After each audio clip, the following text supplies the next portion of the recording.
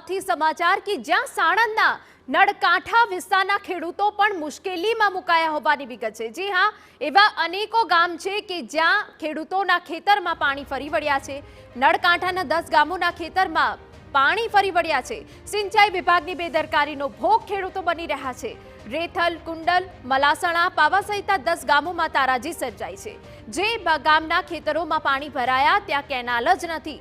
ગામના ખેતરોમાં ભરાયેલા પાણીથી ખેડૂતોને રડવાનો વારો આવ્યો છે। સરકાર અને સિંચાઈ વિભાગ યોગ્ય કાર્યવાહી કરે તેવી માંગ છે। સરકાર પાકમાં નુકસાનીનું વળતર ચૂકવે તેવી ખેડૂતોની માંગ।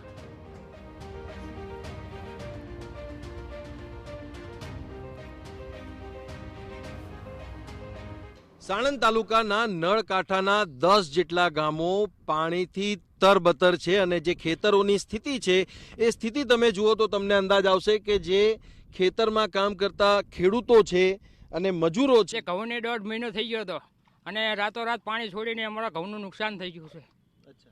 ખેતરોમાં પાણી જ્યારે આવે આ વધારાનું પાણી હોય તો હવે પાક લેવા માટેની કયા પ્રકારની સ્થિતિ છે? અહીંયા કેનાલ છે ખરી? નહીં, અમારા કિનાર છે નહીં અને હવે કંઈ બીજું થાય નહીં। આવતા ઘઉં કરવી તો ઘઉં થાય, બાકી હવે કશું થાય નહીં અંદર। એક તરફ સિંચાઈ વિભાગના અધિકારીઓનો જે પ્રકારનો જવાબ છે ખેડૂતો માટે જે છે એ મુશ્કેલી મોટી છે અને અહીંયા તમે જુઓ તો તમારું શું કહેવું છે? આ જે સ્થિતિ થઈ છે એ સ્થિતિને લઈને ના કેનાલ છે કે ના તમે પાણી માંગ્યું છે તેમ છતાંય તમારા ખેતરોમાં આ પ્રકારે પાણી આવ્યું છે। વરસાદમાં જે પાણી આવતું હશે કદાચ વધારે વરસાદ પડે તો ત્યારે આવી સ્થિતિ થાય।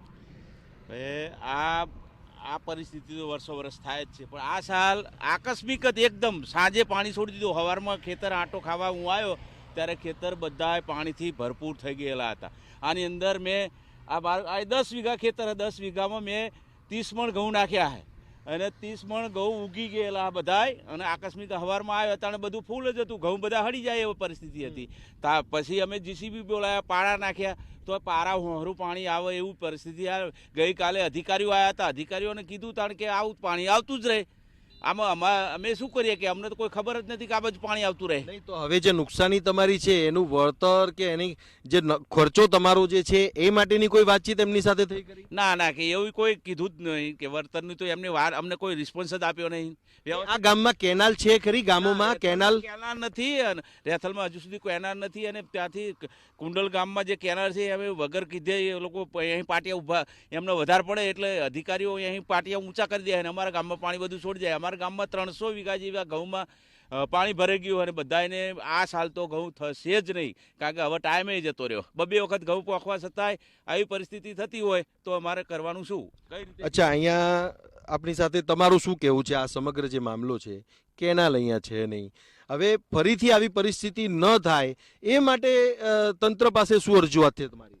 પેલી કહેવત છે કે માગે ને માને તો પીરશે, પણ આ તો માગ્યા વગર અમને પીરસી દીધું।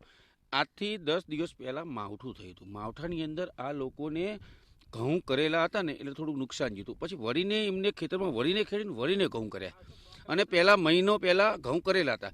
સાંજે 12 વાગે લાઇટ આવે ને તો સવારે 8 વાગ્યા સુધી ઘઉં માટે મહેનત કરતા હોય આ લોકો અને 1 મહિનો મહેનત કરી, બિયારણ મોંઘું, ખાતર મોંઘું, ખેડામણ મોંઘું, વેચવા રૂપિયા લાવી અને ખેતી કરી। હેક્ટરે 200 મણ ઘઉં થાય, ખર્ચો કેટલો? 52,000 રૂપિયાનો, 13,000 વીઘો એટલે 4.5 વીઘાનો વીઘો હોય। હું એમ કહું છું હવે જગતનાથને આપણા ધારાસભ્ય હોય કે આના જિલ્લા ડેલિગેટ હોય કે બોલા સરકારી બાબુઓ જે ઓફિસમાં ડાયા કરતાં 1.5 ડાયા વધારે હોય ને એ બાબુઓને મારે એટલું કહેવું છે કે તમે આપણે વિરુંગામથી સુરેન્દ્રનગર જવું હોય ને સુરેન્દ્રનગરથી રાજકોટ જવું હોય ને તો એનો રોડનો મેપ હોય છે અને ગૂગલ પે હોય છે અને આ કેનાલનું મેપ કેવો કે ક્યાંથી પાણી ક્યાં છોડ્યું, ક્યાંથી પાણી ક્યાં આવ્યું। સ્થિતિ એવી થઈ ગઈ કે માંગ્યા વગરનું આ પાણી આવ્યું છે અને પાણી નુકસાની લાવ્યું છે અને આ ખેડૂતોની સ્થિતિ ફક્ત આ એક ગામની નથી, આવા 10 ગામો છે એટલે કેટલા હેક્ટરમાં આ પ્રકારે ખેતીને નુકસાન થયું છે। ઘઉં હોય, જીરું હોય, એરંડાનો પાક હોય ત્યારે ખેડૂતોને હવે આ નુકસાનીનું વળતર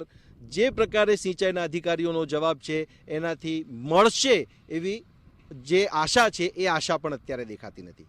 કેમેરામેન દીપક સેન સાથે સચિન પાટીલ, TV9 સાણંદ।